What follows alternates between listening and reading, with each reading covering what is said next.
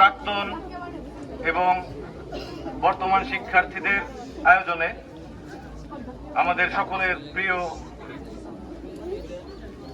আমাদের সকলের ভালোবাসার মানুষ, আমাদের সেই শ্রদ্ধাভাজন শিক্ষক বাসুদেব রায়ের জামিন পরবর্তী স্কুলে যোগদান উপলক্ষে শিক্ষার্থীদের যে ফুলের সংবর্ধনা প্রদান অনুষ্ঠান এবং স্যারকে এই মামলা থেকে চূড়ান্তভাবে অব্যাহতি প্রদানের যে দাবি, সেই দাবিতে আমরা যে এখানে যারা উপস্থিত হয়েছি সবাইকে আন্তরিক ধন্যবাদ এবং শুভেচ্ছা জানাচ্ছি। আমি কৃতজ্ঞতা প্রকাশ করছি স্কুল প্রশাসনের প্রতি, কৃতজ্ঞতা প্রকাশ করছি শিক্ষার্থীদের প্রতি এবং কৃতজ্ঞতা প্রকাশ করছি এলাকাবাসী সহ আমাদের প্রাক্তন সকল শিক্ষার্থীদের প্রতি।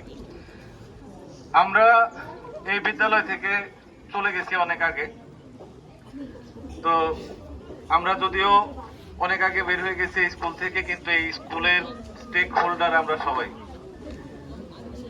আমরা যে যেখানেই থাকি না কেন, আমরা এই বিদ্যালয়ের শিক্ষক মন্ডলী এবং বর্তমান শিক্ষার্থীদের নিয়ে আমরা ভাবি, এবং আমরা ভাবি বলেই বিভিন্ন সময়ে যদি কোনো ক্রাইসিস তৈরি হয় তখন আমরা চেষ্টা করি যে যেখানেই থাকার আমরা উপস্থিত থাকার চেষ্টা করি।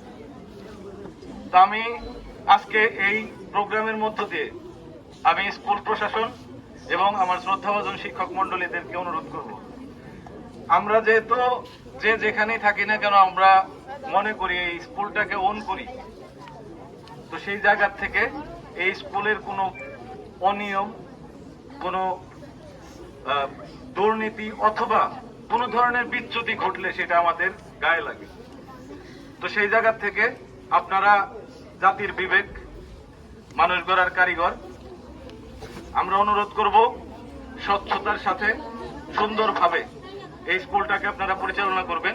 সেখানে যদি আমাদের প্রাক্তনদের কাছ থেকে কোনো ধরনের সহযোগিতা দরকার হয়, আমরা সবসময় সেটা করার জন্য প্রস্তুত।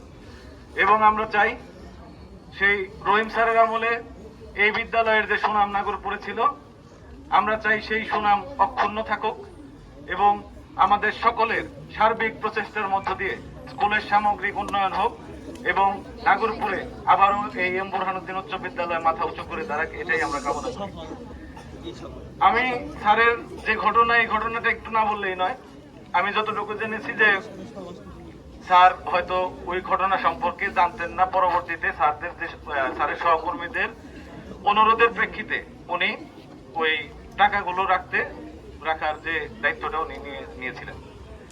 কিন্তু আশ্চর্যজনক হলেও সত্য যে এই পরবর্তীতে যখন এইটা একটা মানে এই সমস্যা তৈরি করলো, তখন আমরা সহকর্মী যারা ছিলাম বা সহকর্মী যারা আছেন তারা সকলে একরকম ট্রাকের নিচে ধাক্কা ফেলে দেওয়ার মতো করে তাকে এই পরিস্থিতির মধ্যে ঠেলে দিয়েছেন এবং আপনারা দায় সারা আচরণ করেছেন।